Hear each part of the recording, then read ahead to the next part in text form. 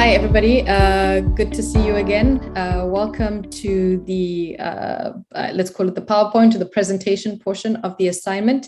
And we are in assignment 3 on computer vision. I'm here with Jianan, and he's going to take us through what the assignment for this week is.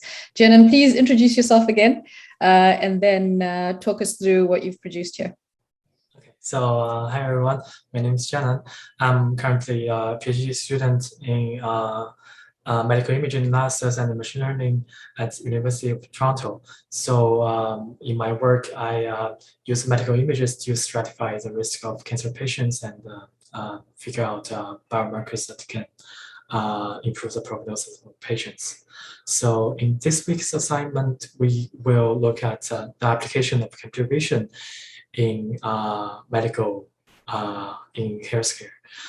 So yeah, this program is brought to you by Michener Institute and the Vector Institute, and we thank our sponsor here. And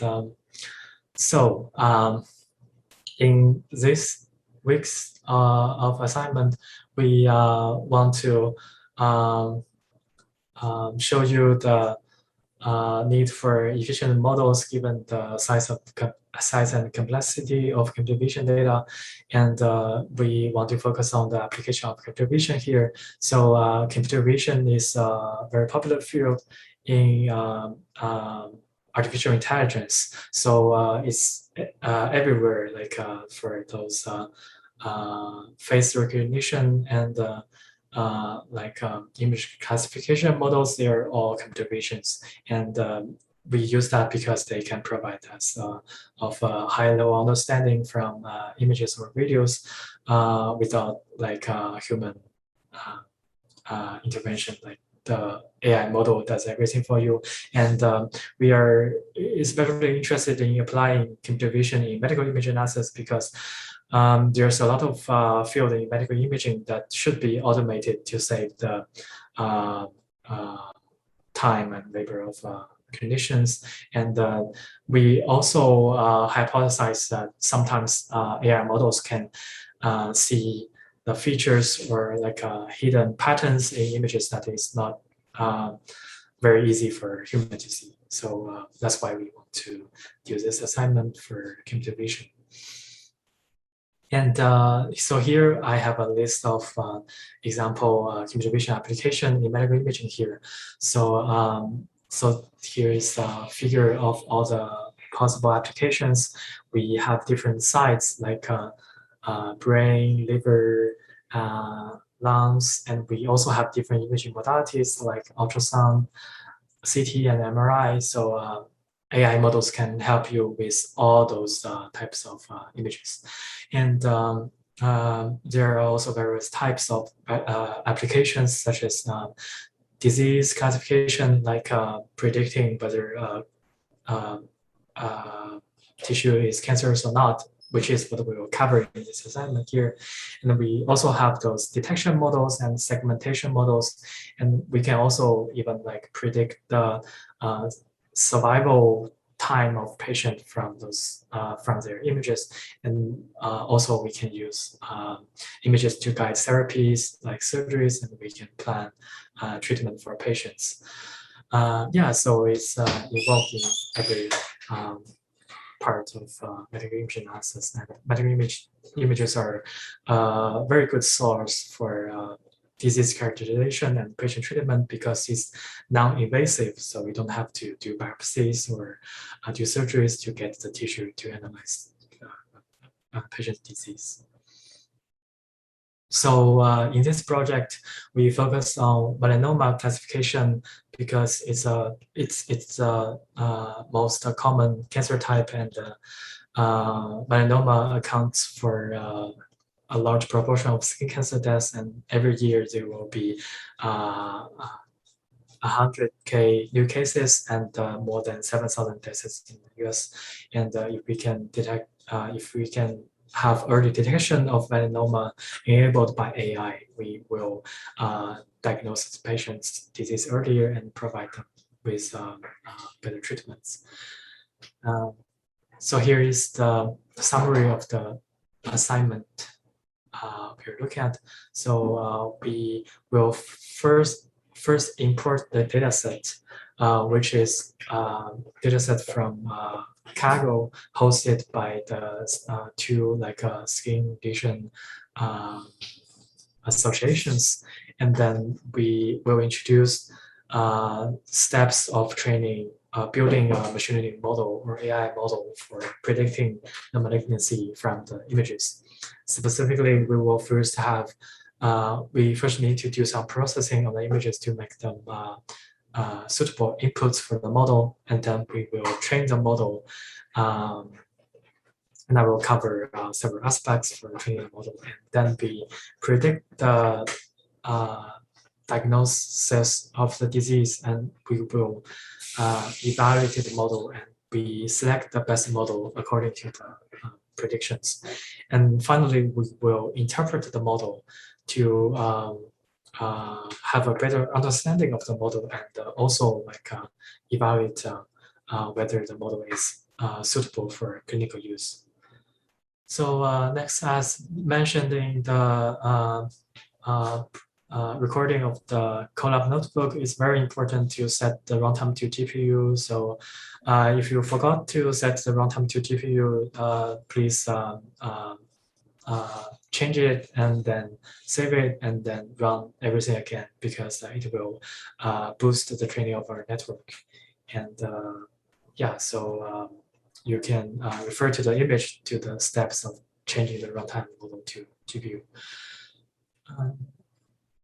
So a brief introduction of the dataset. We are using this Kaggle Challenge dataset. It contains 44,000 of images, and we have some corresponding clinical informations, including age, sex, the site of the disease, and the diagnosis. And in this case, we focus on the diagnosis here, which is whether the lesion is malignant or not.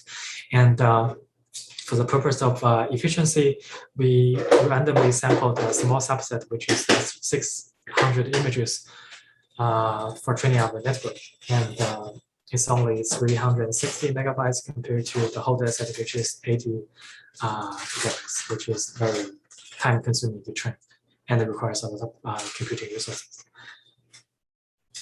And here are two example images for you. So we have the ID, sex, age, and site, and we also have the target we want to predict. And this one is a malignant one, and this one is a benign one. So what we want to achieve in this assignment here is to let the to train a model that is able to distinguish malignant from benign. So I will briefly talk about the pipeline here. In total, we have 600 images with skin lesions, and we want to predict the malignancy. And we use several pre-processing to the input data, including data augmentation, which I will describe in detail in the following slides. And then after the input data is pre-processed, we use 70% of the data for training, and then 30% of the validation data, 30% of data for validation. We also have a test data set, but we don't do anything with the test data set here. So we are only looking at the performance of the model trained on the training data and validated on the validation data set. So once we train the model using the training data set, we track the performance of the model, and we select the best model according to the model's performance in the validation cohort in different epochs. Again, I will describe in more detail in the following slides. And once we have the final model, we can use it to make predictions on the test cohort, or like new data we acquire at clinical practice. In this assignment, I will also interpret the model we trained and see if it's making reliable decisions. So what is data augmentation? As you can see from the images here, here I used a dog image as an example, but the idea is that you can do various type of alterations to the image, including but not limited to cropping, resizing, and flipping, and all sorts of color distortions, or even like masking a part of the dog. But whatever operation you do to this image, as a human being, you will still be able to tell this is a dog most of the time. So we use the same logic to medical images. So even if we crop or flip or change the color of, well, in some cases, change the color of the lesion, it will still be the, like a clinician will still make the same diagnosis on the same image, even with those augmentations. But with those augmentations, we will be able to provide more data for our model to learn from, and this will improve the performance of our networks. So this is a very important step that is used in almost all computer vision tasks. And next, I will talk about the neural network or AI model structures we are using, and we will focus on Resident 50 here, and EfficientNet B2. So EfficientNet B2 is a lightweight version of EfficientNet that has a small number of parameters and relatively high accuracy. And the Resident 50 is actually has higher number of parameters and worse performance, but it's very popular, so we want to include it in here. And as you recall from the recording of the Colab notebook, when we select network structure, we really need to focus on both the performance and the number of parameters or the efficiency, because it's you have to take the efficiency of the model into account when you develop and especially deploy the model. So yeah, so that will be included in our discussion and assignment questions. And this table here shows the training results. As you can see, we trained the model for 10 epochs, and in general, we have reducing loss and improving training accuracy. And we used learning rate scheduler for training the network, so it will automatically determine the learning rate, determine a set of hyperparameters, including the learning rate and also the number of epochs if the model has if it is satisfied with the training of the network, it will stop early.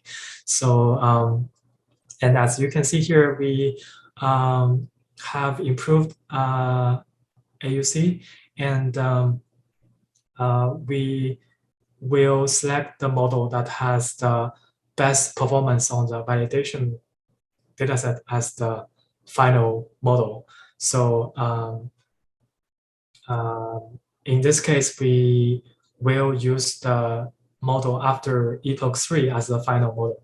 So I think I need to make a clarification. So when I said in the recording that the patience is 3, means that it actually means that when the performance of the model doesn't improve after 3 epochs, it will change, it will reduce the learning rate instead of stopping the training. So it has other parameters for determining whether we need to stop the model, but we use, basically we use a scheduler to regulate the training of the model.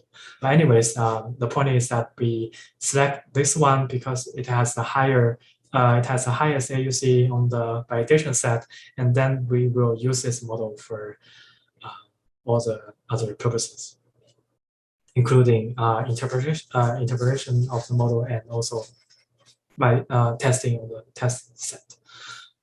So by interpreting the model, it means that we want to know why the network made the predictions. we use a technique called GraphCam here. It basically tells us, so the heat map in the middle tells us where the network is looking at when sees this image, and you can compare it with the image, compare it with the original image, and get an idea of whether the model is looking at the correct region. And you can adjust your model or get some better understanding according to these visualizations. You can sorry to interrupt you, Jianan, but the visualization also shows us that if there's an error in the image, it might be carried over into the model as well, that bottom row of images. Yeah. So, yeah. Excellent. Okay, got it. Cool. Next, we want to discuss the performance of the model and discuss whether we think this model is good enough for clinical deployment. And as we record, we have AUC of 0.85 on the validation cohort, and this is the challenge leaderboard for this challenge. And you can see the best performing team got an AUC score of around 0.95, which is a lot higher than others. The main difference here is that they use all the data, which is 44,000 images for training, while we only use a small subset. And so the question here I want to discuss is that which model do you prefer, and do you think these models are good enough for clinical use?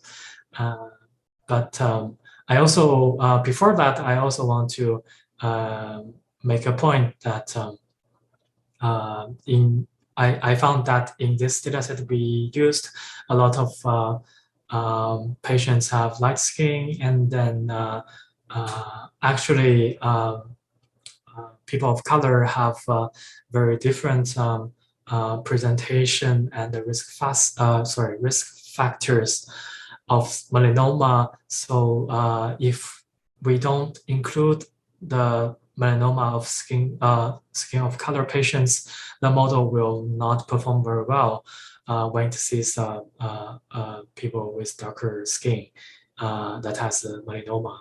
So when we design the model and decide the data collection process, we really need to take these kind of factors into account to make sure your model is unbiased and is generalizable to most clinical cases. And so let's start with the discussion. Well, yeah, I mean, we're just winding up this tutorial, but very quickly, we're just going to run through some of these questions and you can give us your high-level impressions. The point is, we're not looking at right or wrong answers. This is meant to be a discussion. So please jump in with your thoughts, post them in the discussion board in the learning management system, put them in your essays as well, and contact Jen and join us in the office hours, and let's talk about these issues. So the premise of classifying skin lesions being clinically relevant, I would say yes, both Jianan and I will agree that if we can figure this out, it would be very helpful to many people and potentially save lives. All right, so then we talk about, do you trust the model? We've worked through it, Jianan produced it. It's a legit model. Like this is, although it's on a smaller sample set, it's actually quite a robust model. Jianan, do you trust this model? Yeah, I think actually I was surprised when I see the GraphCam visualization results, because it's really showing something that it's showing that the model is having some high-level understanding of the images. So I would be very confident with the model when I have this visualization tool available. Yeah, I know. Yeah. Yeah. So quick question. So we've been talking about ROC and AUC. What's the difference? I think in most of the cases, they are equivalent, and the most proper way to say it is AUC because it's AUROC, which means area under ROC. So Right. yeah, so it should be AUC in the slides. Sorry. Okay, no problem at all. I actually learned ROC, so you using AUC, that's why I thought let's just clarify that. So area under the receiver operating characteristic curve. Got it. So quick thing to add. So I think the main difference here is that ROC itself is a curve. So like when you talk about ROC, it's a curve, it's a plot. But when you talk about AUROC, it's actually the sum of the area under the curve. So it's a number. So that's the main difference. Okay, important. Thank you very much. That's good clarification. All right. So if the model performs badly on images of the skin of color because it hadn't seen it before in the training data, is this of concern? So you've kind of already said yes, but any other additional comments on that? Yeah, so yeah, an easy fix is to collect more data and put it in a training set. And also there are a lot of techniques developed by the AI community to account for this out of distribution analysis. I know these are a lot of jargons here, but if you are interested, feel free to reach out to me. But basically, we have the other techniques like domain adaptation, all sorts of techniques to address this kind of problem. So we thought it's important problem, and we develop algorithm to address that. And let me know what you think, and we can discuss it more. Got it. All right. 0.85 as a score. Is that a good number for a clinical setting? Do we have false positives we need to be concerned about, or false negatives that we need to be concerned about? Are we happy with 0.85? Yeah. So it's very true that although AUC is a general number for evaluation, you should, as clinicians, I believe you guys care more about the false positive and false negatives. So if we only comment on the AUC score here, I think it's quite good for the model itself because it's only trained with 600 images. But I would say it may not be good enough for clinical use. All right, so on the last slide, right at the end, this is what we need from you. So I'm just rolling up our entire discussion and everything that we've discussed today on the assignment slide. So, okay, so what we need from you in this week's assignment is to put yourself in the shoes of a decision maker. So we've spoken a lot about needing to use GPUs. We've spoken a lot about sample data, 600 images versus the full data set of 44,108 images. And then we also spoke about potentially improving the score, right? So when you do it on 600, you get 0.85 or 85%. When you do it on the full data set, potentially, others who've done it, potentially have managed to bump that score up to 0.95. So you've got two options on the table, and we'd love to hear your thoughts. And ultimately, we need a decision. So you don't get to defer this. We want to know if you have to run a new model, a new test rather. We'll let you get away with 10,000 images this time. The whole thing's going to cost $15,000. You'll have to hire somebody. If Jianan's available, you can talk to him. And you'd also need to pay for some computing resources. And then option B is, let's go with the full data set. It's going to cost us $50,000, but we'll also get to do that bias testing because we've already noted the images tested might be underrepresenting particular groups. So that's it really. $15,000 or $50,000. Do you want to include the bias testing at the end, or can we get away with some other ways of dealing with the bias? 10,000 images versus 44,000 images. These are decisions that we need you to make. And then what's going to be good, right? Is an AUC of 90% okay? Or do you want to get it to the maximum of 95%? If you have to explain this to patients, and your decision to pick option A or option B. Are you going to be happy with those AUC numbers? So that's essentially what we need to know from you as clinicians. If you decide to go the route of no model running at all, no spending of money, you're going to have to justify that very well, because obviously we're giving marks for the decision option A versus option B. All right, so that brings us to the end of this recording. Jianan, thank you so much for your time. Thank you for a brilliant assignment. Your code is beautiful. It was easy to work with. Thank you for the notes. And that's it, folks. Hand in the assignment, and we'll see you in the lectures. Have a wonderful rest of your day.